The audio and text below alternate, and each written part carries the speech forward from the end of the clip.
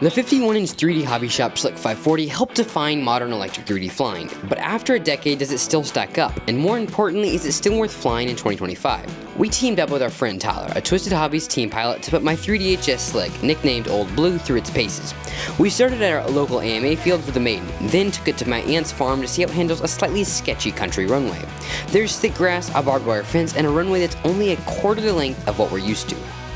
We picked this plane up at a swap meet last February. It clearly hadn't flown in a while as it was covered in dust because no proper swap meet salesman would bother cleaning it first. Once home, it was obvious it needed some work. I removed the electronics, cowling, and landing gear. The motor was a pain since the screws were rust welded to the blind ends, but I got it out. While it was apart, I ironed out as many wrinkles as I could. Probably made a few worse, honestly, but the balsa structure was solid. Once everything was cleaned up, reinstalled, and Loctited, it was time for the Maiden. Takeoff was good. It tracked straight and lifted off quickly. A little too quickly. Right away I could tell the plane had a pretty neutral CG, as the nose wanted to come up a bit. But I added some down elevator and tried an inverted 45-degree CG test, and it was right on the money. I spent the next couple of passes getting the trims dialed in, but honestly it was pretty close right off the bat. Hovering felt solid, but since this setup is older, the throttle response and servo speed was a bit lacking.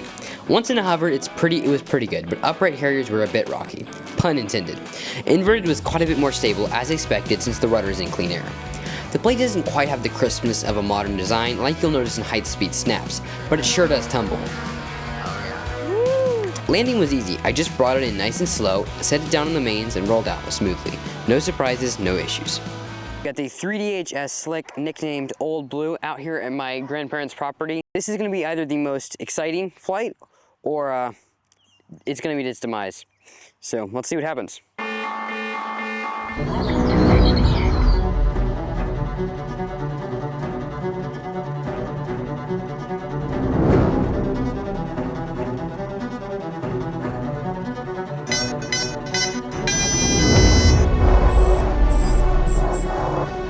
You do, it's just getting it off the ground. That's the scary part.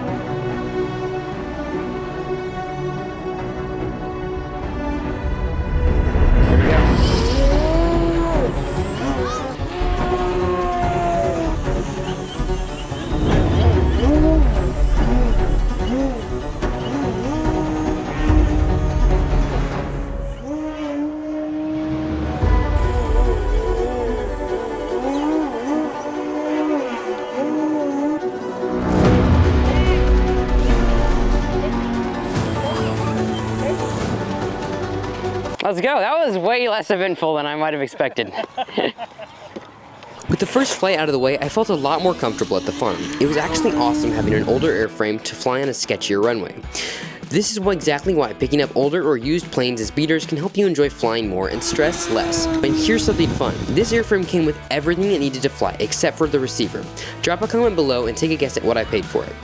Since we're talking about what came with this plane, let's take a closer look at the electronic setup I'm running in Old Blue.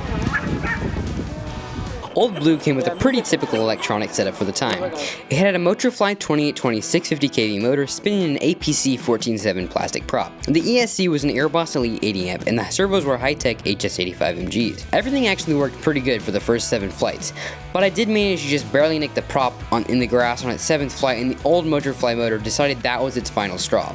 It threw a magnet which then broke, pretty much rendering it useless. At that point I figured Old Blue was still worth putting a few more bucks into, so I swapped in a SunnySky 3520 780 kV motor.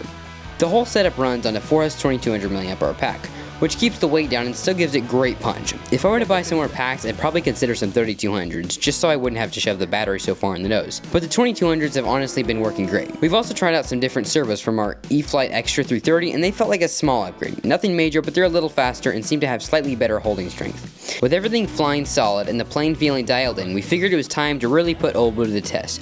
So we handed the transmitter over to our friend Tyler Miller, a Twisted Hobbies team pilot, to see what he could do with it. It's got power. Yeah, your ailerons could definitely be hinge gap sealed. Nice. Servo speed is not as bad as I anticipated. But Really? you can definitely feel there's Try a snap. Be sure you've got some altitude though. snap turn or No, like a snap roll. snap roll, yeah. Yeah, It didn't get around, did it? no. That's what it's the worst at. I do think, yeah, your servos are blowbacking though. Like you said. More than a... which, you know, I'm not too surprised with these servos that you have in it now, especially with this power. Yeah. I mean, try a high-speed pass. With like what, a knife edge or what? Yeah, you can do knife edge. Well, I want to see how it does. It's pretty good. So what do you think of it in comparison to your 49-inch laser V whatever? Yeah, laser's a little better. It's got faster electronics in it, but this thing is, you know, for being As old as it is. as old as it is, it's pretty nice. Where are you going? Definitely could be better with hinge gap sealed ailerons and stronger aileron servos. Let's see how it maneuverings here. Oh, it does like that maneuver. Oh man, yeah, It's probably- it sure does. It loves it. That's a great. That was probably my favorite maneuver to do with this plane. Yeah, the servo speed. yeah, you have to do. It's almost sketchy because of the service speed.